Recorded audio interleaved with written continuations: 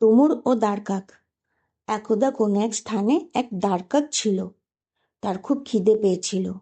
সে একটা ডুমুর গাছের ডালে এসে বসল। তার ইচ্ছে হলো পাকা পাকা ডুমুরগুলো খাবে, কিন্তু তার ভাগ্য খারাপ। গাছের ডুমুরগুলো ছিল দস্তুর মতো কাঁচা আর বেশ শক্ত। কাকের কিন্তু নড়বার নামটি নেই। সে গাছের ডালে ঠায় বসে রইল। ডুমুর পাকলেই সে খাবে।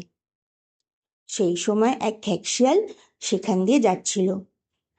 হঠাৎ তার নজরে পড়ল এক দাঁড়কাক ডুমুর গাছের ডালে বসে আছে। সে কিছু না বলে চলে গেল। সন্ধেবেলায় খেকশিয়ালটি আবার ওই পথ ধরেই বাড়ি ফিরছিল। হঠাৎ তখন তার ওই ডুমুর গাছটির দিকে নজর পড়ল। সে দেখল সেই দাঁড়কাকটা তখনও ডুমুর গাছের ডালে বসে রয়েছে।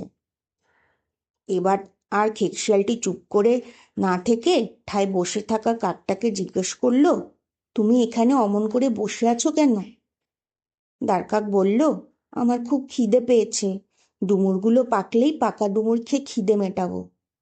এই কথা শুনে খেকশিয়ালটি হো হো করে হাসতে লাগলো। হো হো হো। সে বলল, আরে ভাই, তুমি মিথ্যে আশার ফাঁদে পড়েছ। কবে ডুমুর পাকবে তার আশায় তুমি বসে আছো? ধুর ধুর, বোকা একটা। গল্পটির উপদেশ হলো, অনেকেই আশার কুহকে ভুলে বৃথা সময় নষ্ট করে।